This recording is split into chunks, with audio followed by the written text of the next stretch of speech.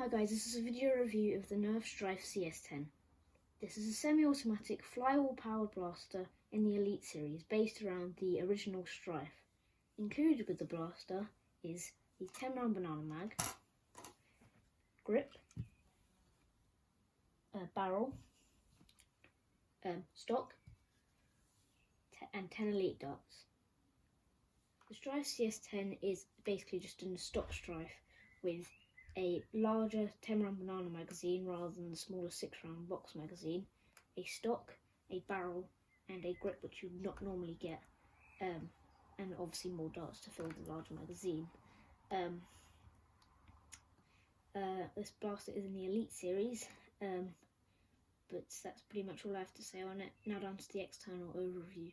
In terms of the external overview, in the front there's an end strike attachment nozzle, so that you can attach your barrel or the one that's included. And below that there's an end strike tactical rail for you to attach, I don't know, whatever you want to. You could attach the grip that's attached, or you could attach a scope if you really wanted to, and you wanted to do a blaster upside down. But apart from that, most of the time you'd probably use it for a bipod or a grip. And down behind that there's the magazine well. It's compatible with all your end strike magazines. You can have whatever magazine you want. It comes with a 10 round banana mag, which just slots into there.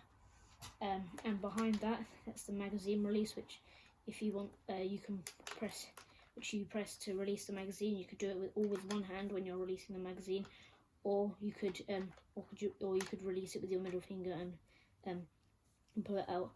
And behind that is the rev trigger. This is a battery operated blaster, which means it requires 4 AA batteries, and it will not function without them.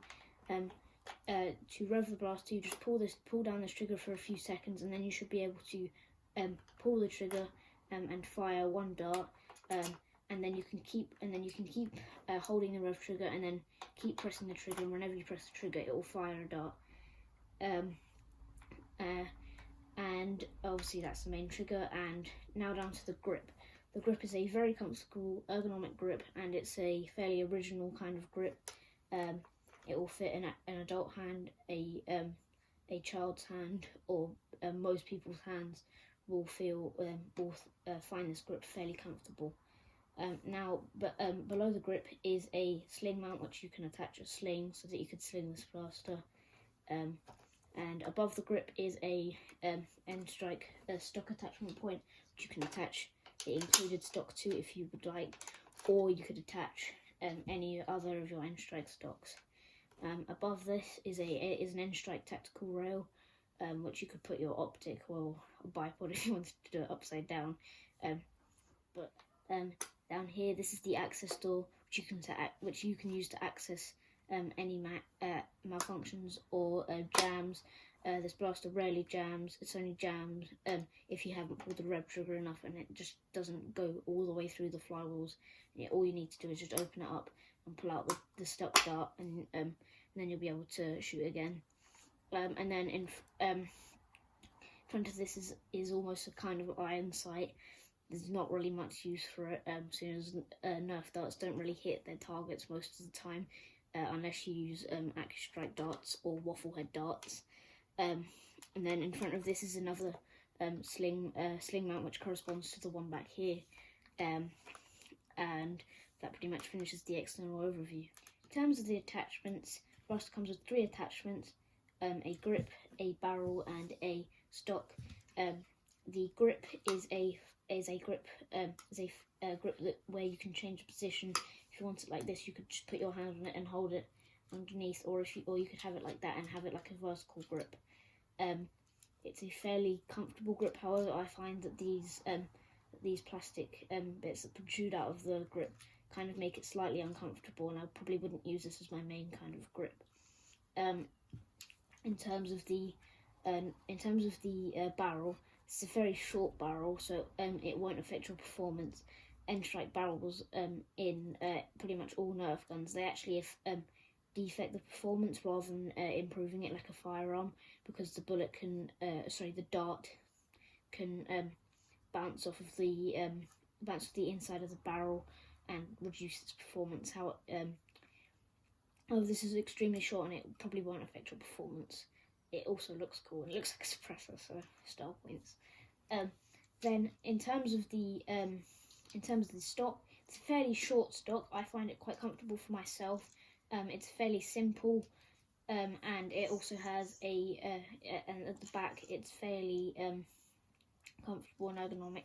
However, it's fairly short, so it's only really suited for younger and slightly shorter people. If you're an adult, you might want to change this for a slightly larger stock. Firing the included elite darts out of the included 10-round banana magazine.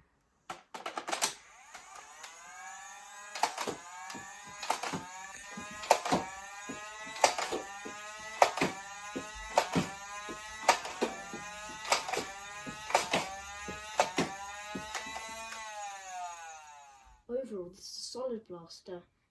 The Stryfe is used by many Nerfers, beginner and advanced.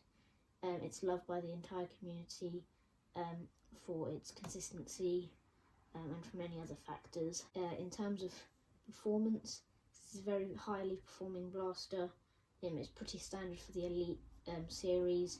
I can probably get a maximum of around 55 feet out of this blaster, so it fires fairly far. The 90 feet advised on most Elite blasters nowadays is just a marketing thing. 55 feet is actually very good for a blaster of this kind. There was only one problem with this blaster, and that's that when you take out the magazine, and when this grip is in the folded position, the magazine, this bit of the magazine which stops it from going in any further, catches on the grip, which is kind of annoying. You can get it in if you push, but it's not really a huge problem. It's really just that you just have to leave it in the forward position to put the magazine in. But that's about all of the data I can provide on this blaster. Now down to in my opinion, this blaster is amazing, solid blaster. I recommend it for any starter nerfer because it's not the stock blaster. It's because it means they can have the stock, the barrel, and the grip, bigger magazine, more darts. Just it makes it more of a bigger Nerf gun and like a bigger, more tactical, more tactical package. When you're getting an amazing performing dart blaster, there's no downsides to this blaster. It's an amazing, it's easy to operate because all you've got to do is pull the rev trigger and then pull the main trigger. The only problem is it takes batteries, which means you might have to replace batteries every now and then, rather than a spring blaster, which doesn't require any batteries. Apart from this, I definitely recommend this blaster to a beginner nerfer and somebody who's more advanced. Thank you for watching, guys. This is my first Nerf video, and I'm probably going to be posting more and more about Nerf. Thank you.